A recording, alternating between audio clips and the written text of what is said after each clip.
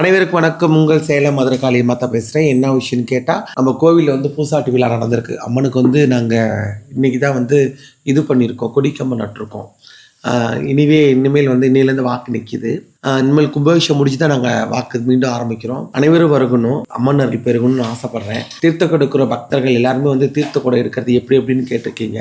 முதல் நாள் முன்னாடியே வந்து தீர்த்த கொடை எடுக்கிற விழாவை பாருங்கள். முதல் நாளுக்கு முன்னாவே நைட்டு வந்து தங்கிருங்க. பம்பை உடுக்கை மேளத்துடன் மதுரகாளி அம்மா வரா பவனி. ரொம்ப ஒரு சிறப்பாக இருக்கும் அந்த பூஜை. முதல் நாள் வந்து தீர்த்த விழா, ரெண்டாவது நாள் அம்மனை பிரதிஷ்டை பண்ணி சாமியை உட்கார வைக்கிற பண்டிகை நடந்துட்டு இருக்கு. சாமியை உட்கார வைக்கிற விழா நடந்துட்டு இருக்குது. ரொம்ப சீரும் சிறப்புமா இந்த பண்டிகை நடத்த போறோம். ரொம்ப நாளாச்சு நம்ம கோயிலேருந்து மதுரகாளி அம்மன் எடுத்து நம்மளும் கோபுரம் கட்டி உட்கார வைக்கலாம்னு எவ்வளவு ஆசைப்பட்டோம். ஆனால் சில சதிகளை போய் மதுரகாளி அம்மன் மேட்டூர்ல போட்டாங்க. அது என் மனசுல ரொம்ப என்ன சொல்றது, வாழ்வா சாவான அளவுக்கு போயிட்டேன். மீண்டும் அதே மதுரகாளி அம்மன் நம்ம உட்கார வைக்க போறோம். அதனால நான் மட்டும் இந்த சுகத்தையும் இன்பத்தையும் அனுபவிக்கூடாது. என்னுடைய பக்தர்கள்ட்ட நான் தெரிவிக்கிறது என்னன்னா, என்னுடைய ஒரு பிரச்சனைனாலும் உங்களுக்கு நான் தெரிவிக்கிறேன். ஒரு சந்தோஷமாக இருந்தாலும் தெரிவிக்கிறேன், ஒரு துக்க செய்தி இருந்தாலும் தெரிவிக்கிறேன், நல்ல செய்தி வீட்டில் நடந்தாலும் தெரிவிக்கிறேன். ஏன்னா என்னுடைய கஷ்டங்களும் சந்தோஷத்துகளையும் பங்கெடுக்கிறது என்னுடைய சொந்தக்காரங்க கூட இல்லை, என்னுடைய பக்தர்கள் தான். ரெண்டாவது வந்து இன்றைக்கி நாங்கள் நல்லா இருக்கிறோன்னா அது காரணம் மதுரகாளி அம்மன் தான்.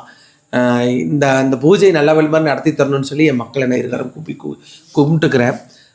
பழைய மக்கள் எல்லாம் வரேன்னு சொல்லி ஃபோன் பண்ணியிருக்கீங்க. தீர்த்த கூடத்துக்கு வந்து பேர் கொடுக்க தேவையில்ல, இல்லைனா ஃபோன் பண்ணி காண்டாக்ட் நம்பரில் ஃபோன் பண்ணி டீட்டெயில்ஸ் தெரிஞ்சுக்கலாம். அப்படி இல்லை ஒரு நாளைக்கு முன்னே வந்து கோயிலில் லிஸ்ட்டு எடுப்பாங்க. அந்த லிஸ்ட்டு பிரகாரம் தீர்த்த கூடை எடுக்கிற வழியை பார்க்கலாம். இந்த தீர்த்த கூடை எடுக்கிற அத்தனை பக்த கொடிகளுக்கும் ஒரு காரியம் நடக்கணும்னு நான் மதுரகாளி பிரார்த்தனை பண்ணிக்கிறேன். நிறையா பேர் ரொம்ப துன்பத்தில் கஷ்டம்லாம் தீர்த்த கூடை எடுப்பாங்க. தீர்த்தங்கிறது புனிதமானது. அந்த தீர்த்தத்தை வந்து ஆற்றுலேருந்து எடுத்துகிட்டு வந்து இது நல்ல முறை அம்மனுக்கு அபிஷேகம் பண்ணும்போது அவங்க வீட்டில் இருக்கிற பிரச்சனைகள் கோளாறுலாம் நீங்களும் தான் அந்த தீர்த்தமே எடுக்கிறோம். இது வந்து 12 வருஷத்துக்கு ஒரு முறை தான் தீர்த்த குடம் எடுப்பாங்க. 12 வருஷத்துக்கு முறை தான் குடவிழா நடத்துவாங்க. நம்ம இப்போ நடத்துகிறோம். இதில் வந்து கலந்துக்கிறவங்க இந்த அறிவாய்ப்பை பயன்படுத்திக்கிங்க. இதை வீடியோ பார்க்குறவங்களும் சரி, இங்கே உட்காந்து அறிவாக்கில் கேட்குறவங்களும் சரி. திட்டுறவங்களாம் திட்டிட்டு போகிறான், திட்டு தான் திண்டுக்கல், வைய தான் வைரக்கல். அடுத்தவன் 1000 கமெண்ட்ஸ் போட்டாலும் நான் அதை பற்றி எப்பயுமே கவலைப்பட மாட்டேன். நான் எப்பயுமே என்னுடைய வழி தனி வெளி தான்.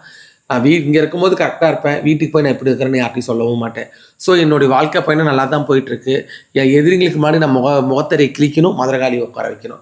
இதுதான் என்னோட ஒரே குறிக்கோள். இது நானாக நடத்தலை, தானாக நடக்குது. மதுரகாளி உட்கார வைக்கிறது நான் வந்து இப்போ பண்ணலாம் அப்பப்பெல்லாம் நினச்சிட்டு இருந்தேன். இப்போ அவளே உட்காரன்னு சொல்லி சத்தியவாக்கு கொடுத்துருக்கா. அதை பிரகாரம் இப்போ வாக்கு போயிட்டுருக்கு. ரொம்ப சந்தோஷம். அனைவரும் வரணும். அம்மன் அருள் பெருக.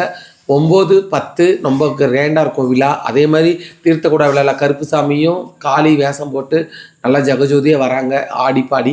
கண்டிப்பாக அதில் வந்து நீங்கள் கலந்துக்கணும்.